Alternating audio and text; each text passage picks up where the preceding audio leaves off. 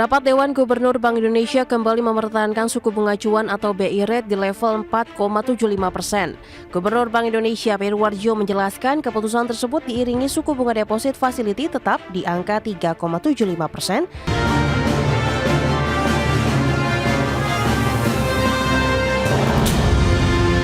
Ya, rapat Dewan Gubernur Bank Indonesia memutuskan untuk mempertahankan BI rate di level 4,75% dan keputusan tersebut sejalan dengan arah kebijakan BI dalam mendorong pertumbuhan ekonomi, mengarahkan inflasi sesuai target dan juga menjaga nilai tukar rupiah. Rapat Dewan Gubernur Bank Indonesia kembali mempertahankan suku bunga acuan atau BI rate di level 4,75%. Gubernur Bank Indonesia Periwarjo menjelaskan keputusan tersebut diiringi suku bunga deposit facility tetap di angka 3,75% dan suku bunga lending facility dipertahankan sebesar 5,5%. Dengan demikian, BI rate bertahan selama 4 bulan berturut-turut. Periwarjo menambahkan keputusan menahan suku bunga acuan merupakan langkah konsisten untuk menjaga stabilitas nilai tukar rupiah di tengah tingginya ketidakpastian global. Bank Indonesia terus memperkuat transmisi kebijakan moneter dan makroprudensial guna mendukung pertumbuhan ekonomi nasional. Kedepan, Bank Indonesia masih membuka peluang penurunan BI rate lebih lanjut dengan mempertimbangkan proyeksi inflasi 2026. Selain itu, kebijakan suku bunga juga akan diarahkan untuk mendorong pertumbuhan ekonomi yang lebih tinggi. Keputusan ini konsisten dengan upaya menjaga stabilitas nilai tukar rupiah di tengah masih tingginya ketidakpastian global dengan tetap memperkuat efektivitas transmisi pelonggaran kebijakan moneter dan makroprudensial yang telah ditempuh selama ini untuk menjaga stabilitas dan mendorong perekonomian nasional. Kedepan, Bank Indonesia akan terus mencermati ruang penurunan suku bunga BI rate lebih lanjut dengan perkiraan inflasi 2026 yang terkendali dalam sasaran 2,5 plus minus 1%. BRI kembali mempertegas Bank Indonesia akan terus memperkuat pelonggaran makroprudensial untuk meningkatkan likuiditas perbankan, mempercepat penurunan suku bunga kredit, serta mendorong pembiayaan ke sektorial. Di sisi lain, kebijakan sistem pembayaran diarahkan pada penguatan infrastruktur digital guna mendukung pertumbuhan ekonomi yang inklusif dan berkelanjutan. Dari Jakarta, Rarjo Patmo, IDX Channel.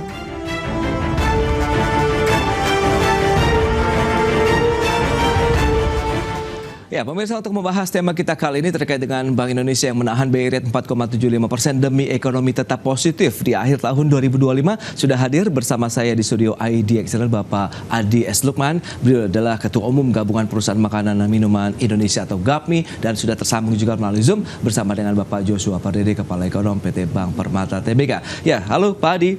Selamat pagi Mas Pras, sehat semua ya. Salam sehat Pak, terima kasih atas kehadirannya hari ini Pak di studio IDX Channel, dan kita sapa Pak Joshua. Halo Pak, apa kabar Pak? Kabar baik Mas Pras, kabar baik Pak Adi. Baik, terima kasih juga atas waktu yang disempatkan. Sebelum membahas lebih jauh, mungkin Pak Joshua bisa mereview juga ya. Kita akan lihat begitu keputusan dari Bank Sentral yang akhirnya tetap mempertahankan BI rate. Apakah ini sudah sesuai dengan konsensus ekonom atau bagaimana Pak Joshua? Ya, kalau kita bicara keputusan BI di RDG bulan ini memang sesuai dengan sebagian besar ataupun mayoritas konsensus ekonom yang masih mempertimbangkan untuk BI mempertahankan suku bunganya di level 4,75%. Okay. Dan ini tentunya sangat beralasan mempertimbangkan juga bagaimana perkembangan nilai tukar rupiah ya belakangan ini yang masih cenderung mengalami tekanan terhadap dolar Amerika Serikat. Meskipun memang kalau kita lihat terhadap dolar Amerika Serikat terhadap mata uang utama pada umumnya cenderung mengalami pelemahan. Jadi tentunya ini BI melihat bahwa ada prioritas dalam jangka pendek ini untuk menjaga stabilitas rupiah, meskipun memang tetap mendukung ataupun tetap mendorong ya upaya-upaya untuk mendukung pertumbuhan ekonomi itu juga penting sekali, karena tentunya BI melihat bagaimana memperkuat, mendorong juga penguatan transmisi pelonggaran yang sudah dilakukan. Jadi sejauh ini tahun ini saja BI sudah menurunkan suku bunganya 1,25%, tapi transmisinya ini masih terbilang lamban, sehingga BI mungkin melihat bahwa perlu ada penguatan lebih lanjut lagi dari sisi transmisinya agar nanti dampaknya kepada pertumbuhan kredit pun juga akan lebih optimal lagi untuk mendukung pertumbuhan ke depannya. Baik, itu dia masih untuk menjaga inflasi rupiah, tapi transmisi yang masih menjadi concern. Nah, dari Pak Adi sebagai pelaku usaha, Anda melihat bagaimana? Apakah memang keputusan ini sesuai dengan harapan juga nih Pak? Ya, baik. Jadi kalau saya sebagai pelaku usaha, tentunya melihat bahwa ini transmisi yang paling penting. Karena sekarang ini kami masih merasakan masih tinggi pinjaman, ya, suku bunga pinjaman. Kalau kita bandingkan dengan negara-negara lain, terutama negara ASEAN saja, itu sudah di bawah 3, ada yang 4 dan lain sebagainya, ya. Dan Indonesia masih terlalu mahal. Dan ini yang menyebabkan daya saing kita salah satunya kurang bagus, ya. Dan tentunya kita berharap BI rate ini menjadi acuan. Tapi yang paling penting tadi itu transmisinya. Kami berharap dari baik BI maupun OJK bisa mendorong percepatan transmisi tersebut, ya. Baik. Tadi sisi kemudahan kalau misalnya pelaku usaha untuk bisa mengajukan pinjaman ini bagaimana Pak Adi? Kalau misalnya kita bicara selain transmisi yang memang masih agak lambat. Kalau saat ini tentunya industri makanan minuman menjadi industri prioritas bagi perbankan. Tidak terlalu sulit untuk mendapatkan modal kerja, ya. Karena kita lihat memang di perbankan, di sistem keuangan kita likuiditas masih cukup bagus, ya. Tapi yang menjadi masalah di industri adalah daya beli. Ini yang menjadi catatan kita. Kita mau ekspansi tapi kalau daya beli tidak ada, ini yang menjadi masalah. Oleh sebab itu tadi itu suku bunga menjadi salah satu bagaimana kita bisa memperoleh suku bunga yang murah supaya harga pokok kita rendah sehingga kita bisa mendukung agar masyarakat punya daya beli seperti itu. Oke, daya beli masih menjadi tantangan. Lantas Pak Joshua, kalau melihat dengan keputusan Bank Sentral begitu untuk mempertahankan suku bunga acuan, kalau kita bandingkan dengan kondisi global, memang concern di dalam negeri yang masih lebih tinggi, yang mungkin masih perlu kita boosting lagi atau bagaimana sih Pak? Ya, sebenarnya kalau kita melihat dari bulan Agustus, September, Oktober, ini kan BI cukup agresif ya menurunkan suku bunganya, dan di bulan November, Desember ini Bank Indonesia cenderung untuk mempertahankan tingkat suku bunganya. Karena kalau kita melihat mengapa dari bulan Agustus, September, Oktober BI cukup agresif, dan itu dalam press release-nya pun juga kita bisa cerna dengan sangat baik bahwa kebijakan BI, moneter BI sangat pro growth, ya, artinya all out untuk mendukung pertumbuhan ekonomi. Namun memang kalau kita melihat dalam 2 bulan terakhir ini, memang arah ataupun fokus dari BI cenderung untuk menjaga stabilitas, artinya pro stability juga, dan itu sebenarnya sudah kita dapat bisa kita lihat juga dalam pertemuan tahunan Bank Indonesia di bulan November yang kemarin, bahwa kebijakan moneter kedepannya di tahun 2026 mendatang ini pun juga kebijakan moneternya memang akan cenderung membalancing, ya, menjaga stabilitas dan juga mendukung pertumbuhan ekonomi. Meskipun memang kebijakan BI lainnya seperti makroprudensial, sistem pembayaran ini akan tetap longgar.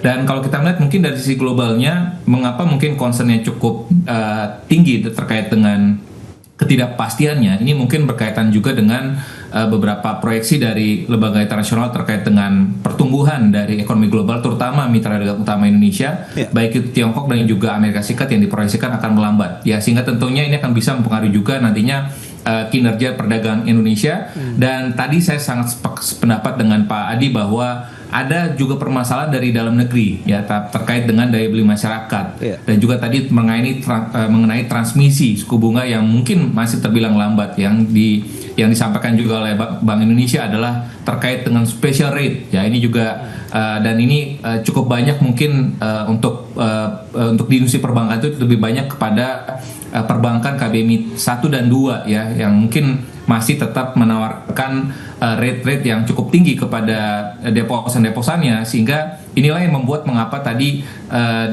transmisi ataupun penyesuaian suku bunga kredit perbankan tadi itu terbilang masih cukup lamban, gitu, ya, sehingga makanya perlu ada sekalipun memang kita tahu bahwa pemerintah sudah menggelontorkan, ya, 276 triliun likuiditasnya yang awalnya ditempatkan di BI, semulanya di BI, saat ini sudah ditempatkan di Bank Himbara, tentunya mestinya ini akan bisa menekan ataupun bisa meningkatkan likuiditas. Namun pada kenyataannya setelah digelontorkannya 276 triliun tersebut, dampaknya terhadap likuiditas tidak sepenuhnya juga karena tadi ya masih terjadi special rate, dan juga tadinya implikasinya pun juga permintaan kredit pun juga masih terbilang masih lambat, gitu, karena ini terindikasi juga di mana pertumbuhan kredit justru malah per bulan Oktober masih menunjukkan tren perlambatan, sehingga memang ini tidak melulu berkaitan dengan kondisinya dari sisi sektor keuangan, tapi juga kita tadi seperti saya pendapat dengan Pak Adi bahwa pemerintah juga harus memboost dari sisi daya beli dan juga bagaimana permasalahan penciptaan lapangan pekerjaan ya. Ini yang harus diadres oleh pemerintah agar tadi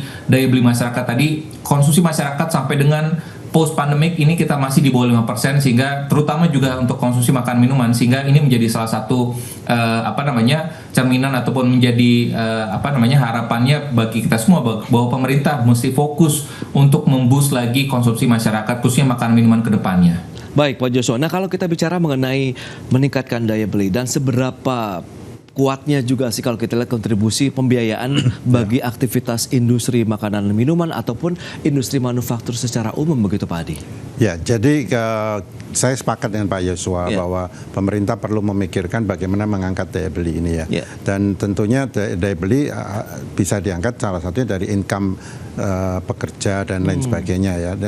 Dan ini yang harus didorong, kesempatan kerja. Nah, kalau semua biaya-biaya meningkat dan tentunya ini akan semakin menekan di industri, dan tentunya industri tidak bisa membantu pemerintah untuk membuat yang lebih affordable harga tersebut. Nah, inilah yang harus dipikirkan bersama.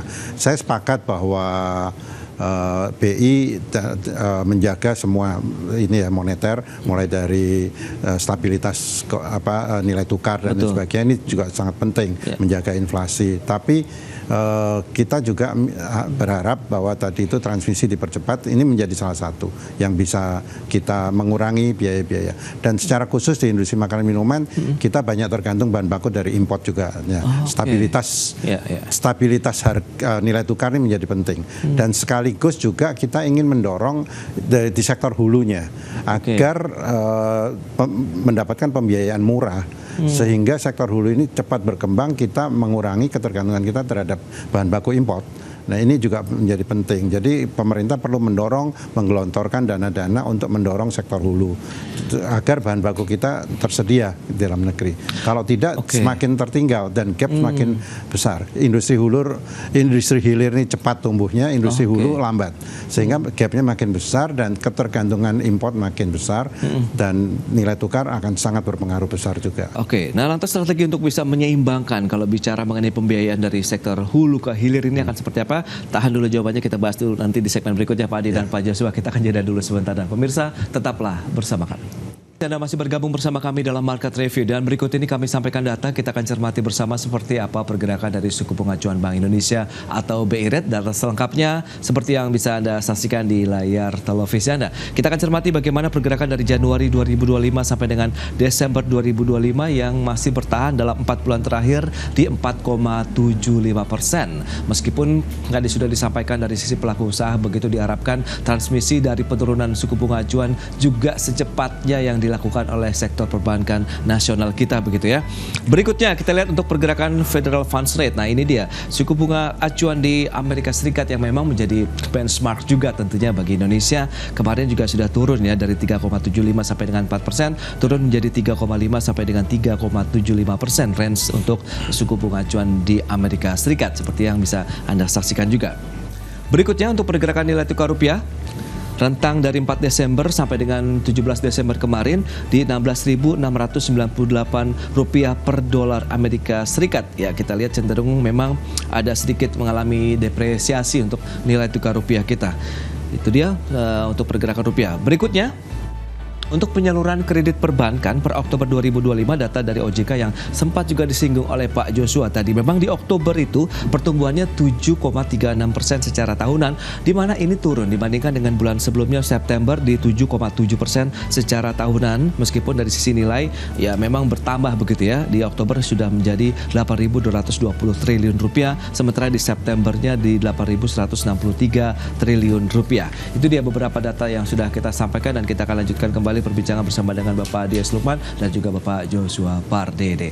Ya Pak Joshua, ini menarik. Sepertinya dunia usaha memang sangat mengharapkan sekali suku bunga pinjaman ini bisa turun lebih dalam lagi begitu. Dari sektor perbankan sendiri sebenarnya bottleneck-nya di mana begitu? Apakah memang ada kebijakan transmisi ini bisa dipercepatkah, atau memang kita butuh payung hukum yang lebih kuat lagi misalnya Pak Joshua? Ya, mungkin concern saya mungkin yang menjadi permasalahan intinya adalah kalau kita melihat bagaimana suku bunga jangka panjang ya terrefleksi dari SBN 10 tahun saat ini masih di kisaran 6%-an gitu ya. Dan ini kalau kita melihat dengan rating yang sama Indonesia dengan negara-negara lain itu cenderung lebih kompetitif ya, dengan rating investment grade pun juga masih dalam kisaran 4%-an. Filipina, Thailand itu sangat bersaing. Jadi artinya kalau kita melihat ini juga menjadi concern juga Presiden ataupun beberapa regulator BI juga menyatakan, dan juga mungkin OJK mengatakan bahwa perbankan mungkin lebih senang menempatkan pembiayaan ataupun pembiayaannya kepada penempatan ke SBN yang memang karena tingkat imbal hasilnya juga menarik. Yang kedua adalah tadi berkaitan, dan itu akhirnya membuat tadi transmisinya pun juga akan jadi lebih lambat. Yang kedua tadi mungkin berkaitan dengan tadi ya komposisi dari suku bunga kredit yang mungkin tadi menjadi concern dari pelaku usaha. Kami pun juga dari sisi perbankan melihat hal ini juga tadi karena ada beberapa kelompok bank yang menawarkan special rate, dan deposan ini pun juga sebenarnya datang dari kebanyakan pun juga dari perusahaan BUMN ataupun pemerintah pun juga. Jadi makanya artinya kalau kita lihat perbankan pun juga tidak bisa dipersalahkan sepenuhnya gitu ya, karena pada akhirnya special rate ini pun juga akhirnya karena tadi ada penempatan dari perusahaan-perusahaan BUMN dan juga dan mungkin juga dari sebagian juga untuk BPD ataupun Bank Himbara juga pada penempatan dari pemerintah. Dan berikutnya pun juga kalau kita melihat tadi kenapa dari sisi ya inflasi ya, ini juga menjadi salah satu hal yang kita harus cermati, dan juga NPL ya. Tadi disampaikan juga bahwa NPL ini juga menjadi salah satu pertimbangan dari perbankan untuk mungkin tidak terlalu penyerapan ataupun penyesuaiannya tidak terlalu cepat ya, karena mungkin perbankan melihat bahwa ada tingkat resiko kredit yang mulai meningkat, dan itu sudah mulai terefleksi juga. Misalkan kalau kita melihat rasio NPL untuk UMKM dan juga consumer credit ya, consumer loan itu sudah mulai meningkat naik juga. Jadi artinya ada beberapa faktor yang sebenarnya kita melihat bahwa ini harus kita kita selesaikan bersama-sama gitu ya. Tidak bisa hanya satu sisi saja bahwa menyudutkan perbankan, tapi kita harus melihatnya secara komprehensif, granular dan secara komprehensif, demikian. Baik Pak Joshua, nah sebenarnya berarti ya masih membutuhkan waktu yang cukup lama ya Pak Ardi, kalau kita lihat apabila ingin mengharapkan suku bunga pinjaman yang bisa turun lagi. Tapi dari pelaku usaha GAPMI dan mungkin kalau misalnya Anda sekarang juga di Apindo melihat ini seperti apa Pak? Jadi sebenarnya sederhana saja. Kalau saya sepakat dengan Menteri Keuangan kita Pak Purbaya, jangan ada dana nganggur.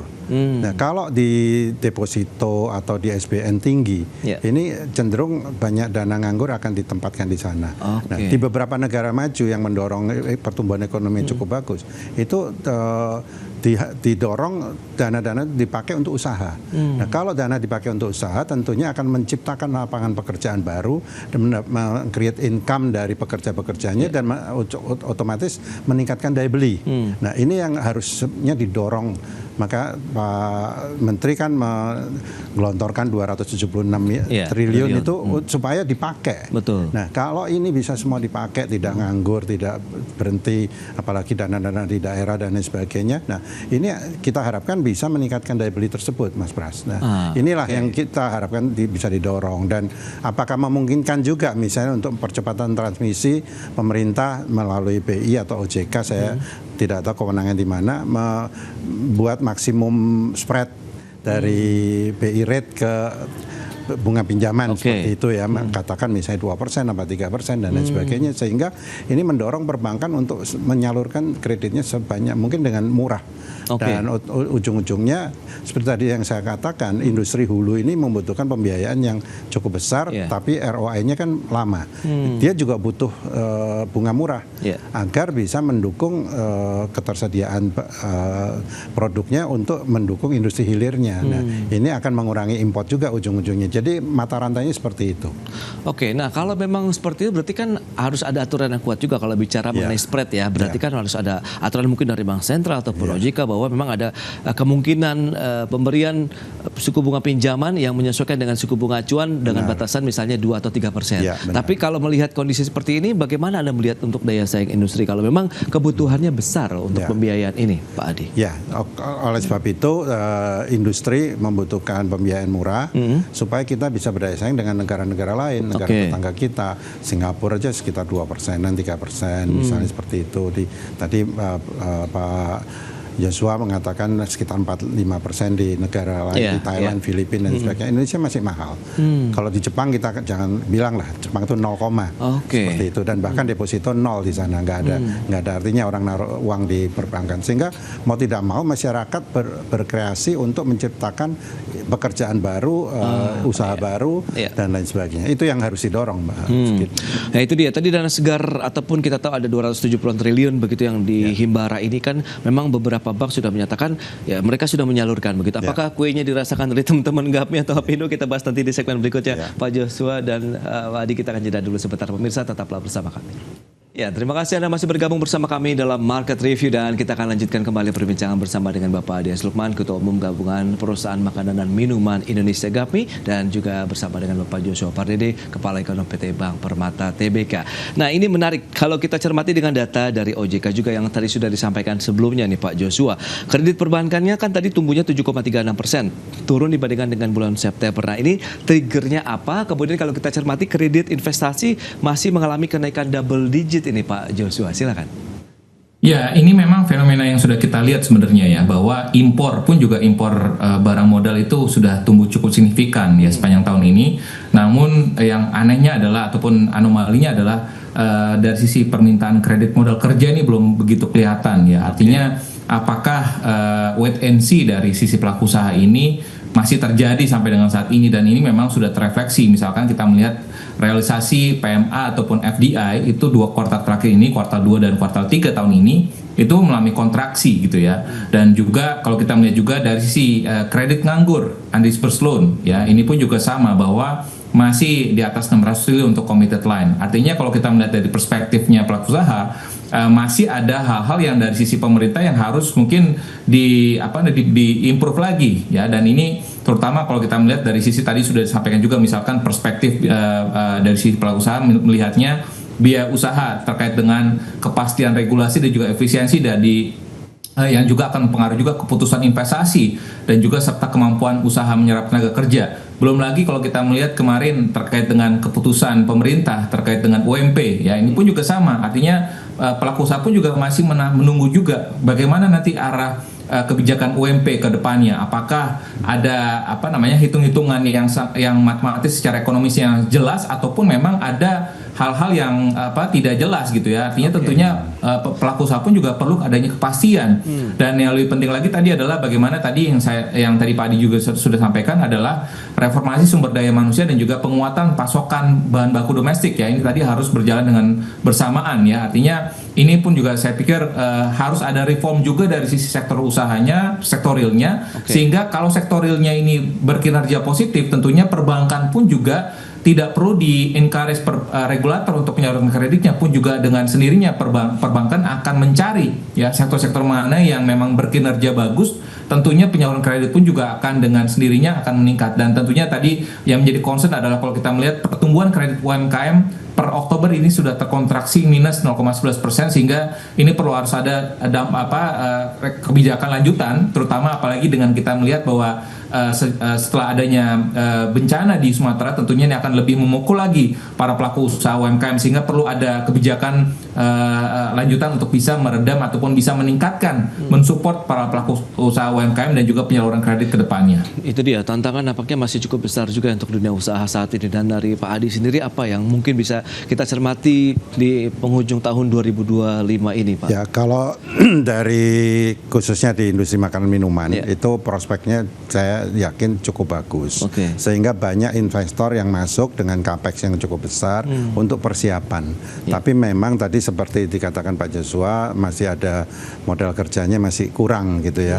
Masih kurang berkembang. Nah, karena memang wait and see untuk melihat situasinya seperti apa, apakah bisa start mulai atau tidak. Tapi saya tahu banyak pelaku usaha yang sudah mulai capex-nya besar, beli lahan besar untuk persiapan karena memang prospek cukup bagus. Nah, inilah yang kita sangat berharap kondisi ekonomi kita semakin baik, daya beli membaik, otomatis itu akan cepat sekali industri akan ekspansi untuk mulai operasional. Karena semuanya sudah di-prepare, sudah siap seperti itu. Nah, ini yang kita harus dorong sama-sama agar ini terjadi. Gitu. Nah, untuk kredit investasi, data dari OJK tadi perbankan yang memang tumbuhnya double digit begitu. Ya, memang justru itu tadi saya katakan banyak investor mulai masuk ya dengan capex-nya yang cukup besar, investasi besar, dan tapi mereka kapan mau mulai, inilah yang harus didorong. Sehingga kalau ini sudah start mulai, modal kerjanya akan mengalir seperti itu. Nah, jadi masih menunggu wait and see lah. Banyak yang masih wait and see. Nah, apa yang ditunggu sebenarnya Pak Hadi? Ya, suasana kondusif. Tadi salah satunya ketenaga kerjaan tadi yang sampaikan Pak Joshua. Kita sudah bicara dengan pemerintah untuk nilai alfanya ya. Nilai alfanya. Nilai alfanya ternyata keputusan pemerintah cukup tinggi itu. 0,5 sampai 0,9. Padahal harapan kita maksimum 0,5. Seperti itu. Nah, ini juga menjadi salah satu concern. Kemudian beberapa peraturan ketenaga kerjaan kan masih belum final sejak keputusan MK tersebut ya. Ini yang harus ini menjadi kepastian dan demikian juga beberapa aturan-aturan ketersediaan bahan baku dan lain sebagainya ini juga menjadi concern kami untuk bisa segera diputuskan. Karena kalau di dalam negeri tidak tersedia, import tidak diperbolehkan, ujung-ujungnya industri akan stop. Seperti itu. Inilah yang harus diputuskan oleh pemerintah. Kami menyadari bahwa kami harus menyerap sebanyak mungkin dari dalam negeri. Tapi kalau dalam negeri tidak tersedia, otomatis mau tidak mau kita harus import seperti itu. Jadi jangan diharamkan import. Iya, tantangan justru dari sektor realnya begitu ya. Nah, Pak Joshua, apa yang bisa kita antisipasi kalau memang ini nanti merembet juga ke dalam sektor perbankan? Kalau Anda katakan tadi memang pemerintah harus menggerakkan sektor real, tapi sektor realnya seperti yang sudah disampaikan Pak Hadi, ya ada permasalahan juga yang harus segera dibenahi begitu di sana.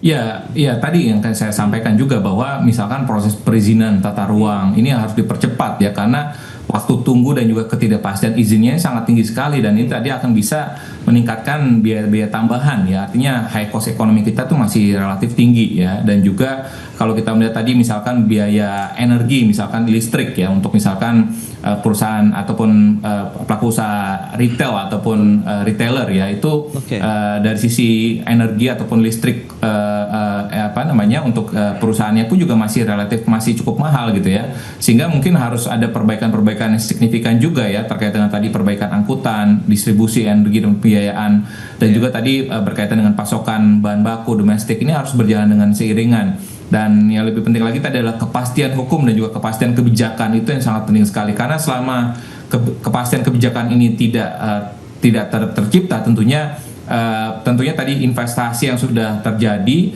artinya pelaku usaha pun juga masih akan melakukan wait and see, artinya masih akan menunda, dia akan merealisasikan modal kerjanya ya, karena kalau tidak segera diwujud nyatakan oleh pemerintah, artinya confidence level dari para pelaku usaha ini pun juga belum akan bisa terangkat. Oke, itu dia menjadi salah satu concern juga, meskipun kita tahu langkah Bank Sentral mempertahankan 4,75 adalah untuk mempertahankan juga pergerakan ataupun pertumbuhan ekonomi yang positif di akhir tahun. Nah, lantas dengan beberapa concern tadi yang sudah disampaikan Pak Joshua, kemudian Pak Hadi, Anda melihat proyeksi tahun 2026 nih Pak Hadi, akankah sama atau justru akan lebih challenging lagi? Kita lihat harusnya tahun depan lebih tinggi sedikit ya, lebih tinggi sedikit dibanding tahun ini. Perkiraan kami dari Apindo dan dari beberapa asosiasi memperkirakan mungkin pertumbuhan ekonomi sekitar 5 sampai 5,4. Jadi ini kita berharap bisa ini, tapi kalau industri makanan minuman saya yakin masih bisa di atas 6% ya untuk tahun 2026. Mudah-mudahan ini semua kondisi yang ada kondusif untuk mendorong hal tersebut. Kami sangat ingin mendukung target pemerintah 8% di 2029. Oleh sebab itu percepatan ini yang kadang-kadang kita gregetan juga. Ini banyak sekali aturan-aturan yang menghambat. Padahal kita ingin lari untuk mendukung itu. Nah, inilah yang kita berharap pemerintah, kementerian, lembaga semua kompak untuk mendorong Indonesia Incorporated ini dengan dunia usaha menjadi satu kesatuan yang bisa mendorong itu. Gitu. Itu dia, berarti memang problem solvingnya harus ada kepastian hukum dan kebijakannya juga ditekankan oleh Pak Joshua. Sehingga posisi wait and see dari pelaku usaha saat ini bisa lepas, kemudian bisa bergerak lebih cepat lagi begitu ya Pak Adi dan juga Pak Joshua. Baik Pak Adi, terima kasih banyak atas kehadiran, informasi, update dan juga insight yang disampaikan kepada pemirsa. Pak Joshua, terima kasih juga atas informasi yang sudah diberikan kepada pemirsa. Selamat melanjutkan aktivitas Anda kembali, salam sehat, sampai berjumpa kembali Pak Joshua. Dan pemirsa, jangan beranjak dari tempat Anda karena sesaat lagi kami masih akan kembali dengan tema menarik lainnya usai jeda berikut ini.